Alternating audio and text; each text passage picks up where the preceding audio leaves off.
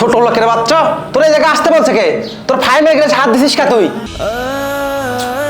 Time তো প্রায় হয়ে গেল, এই মুয়াজ্জিন সাহেব এত দেরি করছে। ফাইমের মনে হয় খিদে লেগে গেছে। বাবা আর একটু ওয়েট কর বাবা। আব্বু, আমার খুব শরবত খাইতে ইচ্ছা করতেছে, আমি এই শরবতটা খাই।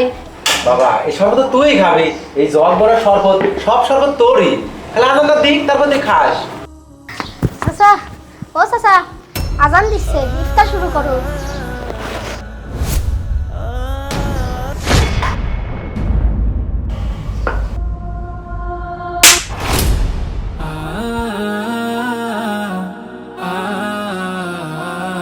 চাচা, তুমি আমারে মারলে।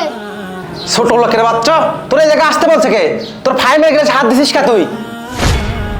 তুই এত বড় শ্বাস কোথা থেকে পাস?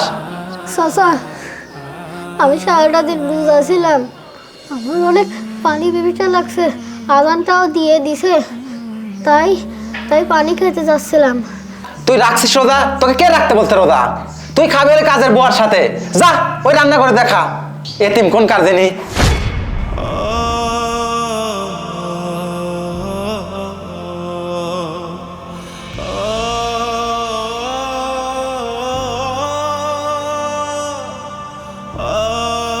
আব্বু সবসময় আমার খাবারই খেতে চায়, দেখছো আমার শরবতটা আজকে খেয়ে নিজে যাচ্ছিল। নে বাবা খা। আমার বাবাটা সারাদিন রোজা রাখছে, আরো আনে এতিমের বাচ্চা আইসে খাইতে। খা বাবা, তুই মনটা পরে খা। এই শরবত তোর, এই পেঁয়াজ তোর, সব খা। নে বাবা নে, শরবত খা।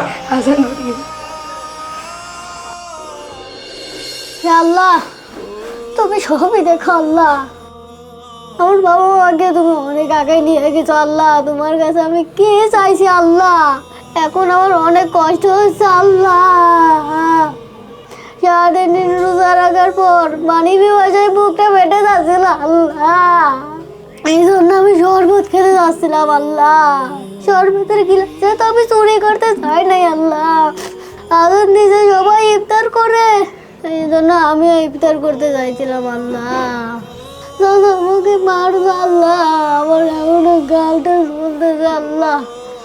আব্বু থাকলে কি কেউ আমাকে এরকম করে মারতে পারতো আল্লাহ? তুমি আমার আব্বু আম্মুকে কেন নিয়ে গেলে আল্লাহ? এই বড় বাড়িতে আমার কেউ নাই, কেউ আমার আদর করে না আল্লাহ, সেই সময় কেউ আমাকে ডাকে না আল্লাহ। আমি 5 ওয়াক্ত রোজা রাখছিলাম আল্লাহ, ইফতারের সময় কত কিছু সকলেই খাইলো আল্লাহ, পানি আর মুড়ি দিয়ে শুধু আমি ইফতার করলাম আল্লাহ রোজা রাইখা। আল্লাহ তুমি আমার চাচার মনে দয়া দাও আল্লাহ, আমি ছোট মানুষ, এত কষ্ট সহ্য করতে পারি না আল্লাহ, আমার কি শরবত খেতে মনে চাই না আল্লাহ। আল্লাহ না আল্লাহ, তোমার কাছে আমার নিয়ে যাও আল্লাহ। আল্লাহ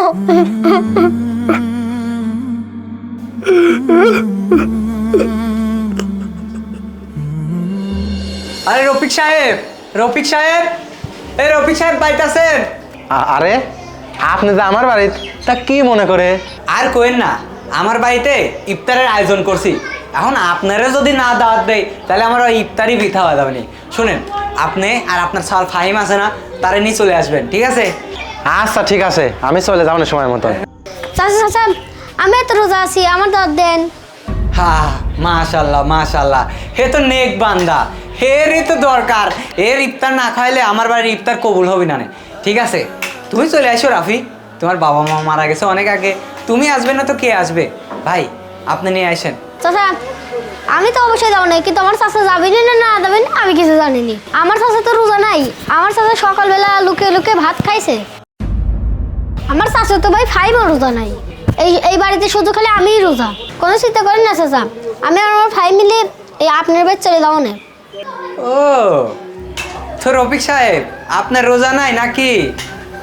আর বলেন না, আমার ওই যে গ্যাস্ট্রিকের সমস্যা, তো এই জন্য আর কি রোজা রাখতে পারিনি।